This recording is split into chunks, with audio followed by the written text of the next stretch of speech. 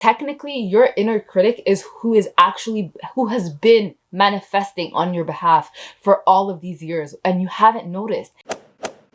Greetings, beautiful earth angels. Welcome back to another video. It's your girl Megad, and today it's episode 2 of my manifestation series. It honestly does not matter in which order you watch these videos. I'm just calling it a series or a boot camp. I'm sure you've heard me say before in the past that I don't believe in manifestation, and what I mean by that is I don't believe in manifestation the mainstream way. I have a very specific way to manifest, and I just want to set the foundation of all of the beliefs you need, or all of the technical understanding you need in order to manifest and actually manifest things, not only freely, not only, when I say freely, I actually mean for free, quickly, while also using your own limitations and your own blockages in your advantage. What if I told you that the reason why your manifestations are not coming into fruition is not because manifestation doesn't work or the law of attraction doesn't work? It's because of your perception on the law of attraction and your perception on manifestation.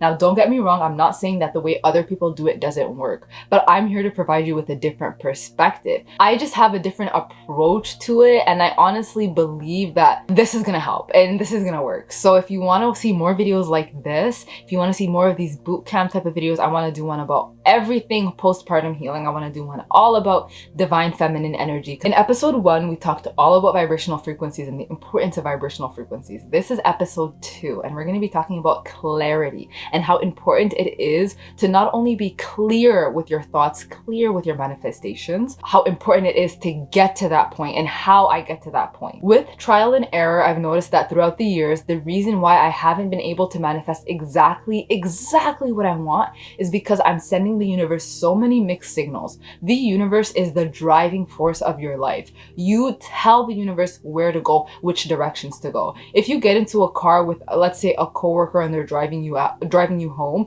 their goal is to get you home safely. Your job is to tell them what directions to take or where to go. Now, if you're telling this driver to take a left, take a right all over the place, then they won't even know where to go. And if you get home, you'll get home later than you normally, or than you know you should. Wouldn't it have been easier to just tell the driver where to go? But some of us, unfortunately, just don't know where home is, or we just don't know exactly what we want. Or sometimes we feel like if we say exactly what we want, we could possibly be like sold short or given the short end of the stick. So let's start on clarity and the importance of clarity. There's an abundance of things. There's an abundance of opportunities.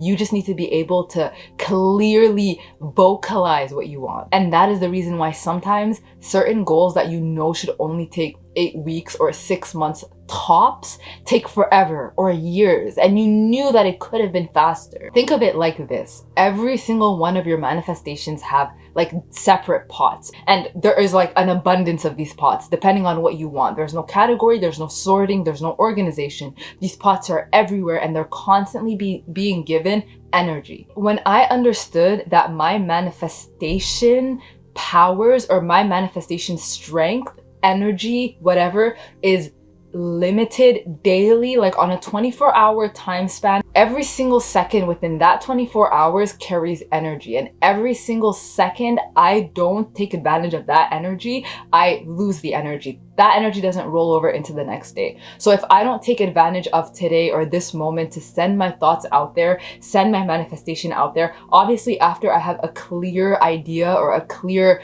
knowledge of what I want, if I don't take advantage of those moments, then they just slip through my hands and they're wasted, literally. The average person may have thousands, and each single pot could have so many offspring pots that are equally the amount of size. So like, this is what I'm trying to say, okay? I want you guys to fully understand and grasp this concept. When you have one issue, let's say your car is bugging you, okay? That is one pot. And in your mind, you're like, okay, so another pot would be my electricity bill. Let's just say that.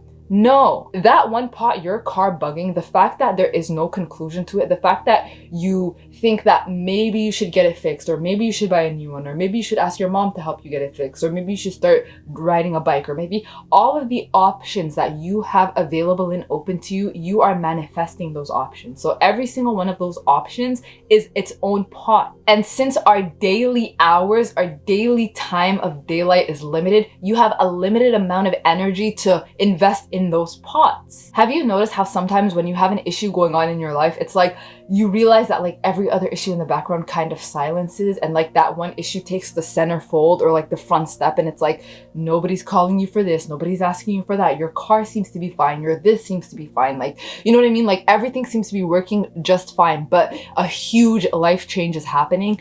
That is because that pot is getting the most energy from you. We are constantly manifesting those options into fruition, and in most cases what we expect to happen based off of our limiting beliefs and our limiting views on ourselves and how the world works usually happens because we're manifesting that into reality. After I've strategized with my husband, usually I write down the solution that I want to happen, and then I just invest my time in that. And whenever I feel like my mind is worrying or wandering, I just come right back into my notebook, and then I look at the pots that I've written down and I invest my energy in the outcome that I want to see. And 9 times out of 10, actually 10 times out of 10, that is exactly what happens. I manifested my free birth exactly the way I wanted it to happen is how it happened. For me, the hardest part was the strategizing part of my mind, because the idea of having pots and filling them with energy and making sure that with 24 hours you're constantly giving that energy into your manifestations and into what you want to see happen is one thing, but silencing your mind in between those moments is tough. And especially as a couple, we would find ourselves constantly strategizing out loud, like weighing out all the pros and cons, and we would literally do it so often that like I got to a point where I was like, we need to write a note, like we need to keep a running note of this, because we're changing ideas so much, we're sending so many mixed signals to the universe, and I feel like I could be manifesting in this moment at my highest capability, but I'm just not, because I don't know exactly what to send yet, because we're constantly strategizing. Do you see like the logic behind it? I feel like I don't have to explain it any further. Like everything is back and forth. Now the universe, what does it want? It wants you to like strategize, figure out what's gonna happen, and toss your ideal outcome back to them. It's like a ping pong table, a ping pong match, or a badminton game, or a tennis game. The universe tosses something to you and you're like, I want this to happen, and that's gonna happen, and this is gonna happen. And it's a program, because I have theories about how we're in a video game.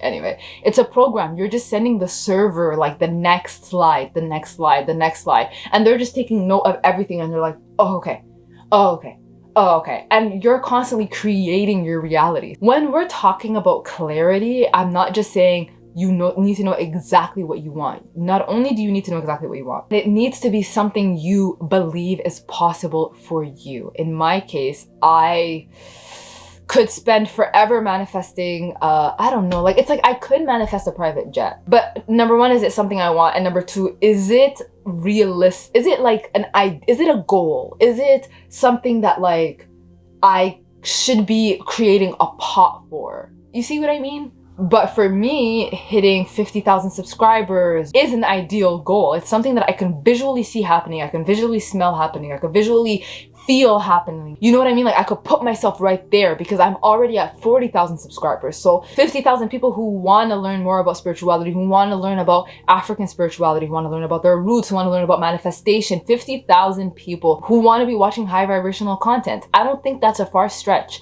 We're already at 40,000. I believe that there is another 10,000 of you, of us out there. I truly believe it. Another way to find clarity, but also to piggyback off of the last way, is just to create a story for yourself. Create the perfect story. Talk about all the details, exactly how it's going to happen, when it's going to happen, how you're going to feel. Literally create that story, and then just stick by that story and read that story to yourself over and over and over again. Stay tuned for the video about scripting, but I also write notes on my phone about exactly what I want to happen, and it's always correlated with my pots. Another thing you need to pay attention to when it comes to manifesting is your limiting beliefs. 99.9% of the time, the reason why you're not able to manifest what you want and what you believe you deserve is because of your limiting beliefs. And there is a way to make sure that your limiting beliefs are actually working to your advantage. And that's how I boosted my manifestation, from literally barely making it happen or manifesting things like I just want to be happy. Like who says that? Anyway, once I was able to understand myself, discover myself, understand my true desires,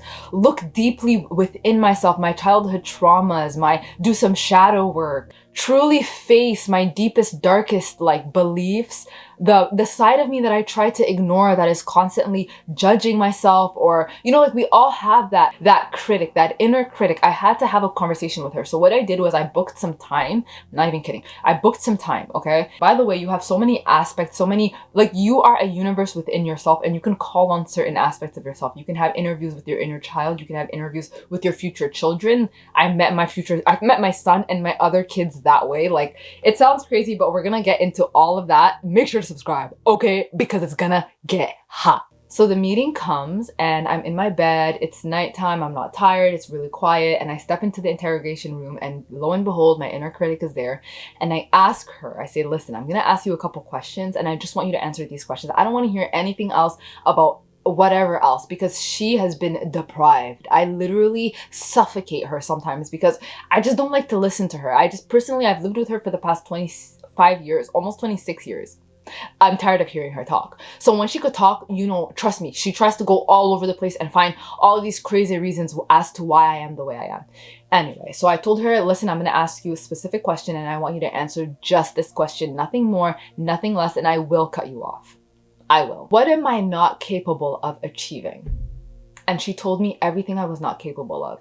And I listened. And every single thing this inner critic said, I reasoned with. I negotiated with. I gave myself, it's like I stepped into a job and I negotiated my wage. I gave myself the courage and the confidence to negotiate my worth and what my inner critic believes about me and what she believes I'm capable of, because we hold ourselves back. Technically, your inner critic is who has been manifesting on your behalf for all of these years, and you haven't noticed. Negotiate what you're capable of achieving and what you just can't fight, because sometimes it's like important for us. I'm not trying to say like you should believe that you're a limited human being, but what I'm trying to say is that like it's important for us to understand that the amount of conditioning that we've endured, like growing up, everything we were told that we were not capable of achieving, the goals we were not capable of reaching, the heights we were not capable of reaching, the records we were not capable of breaking.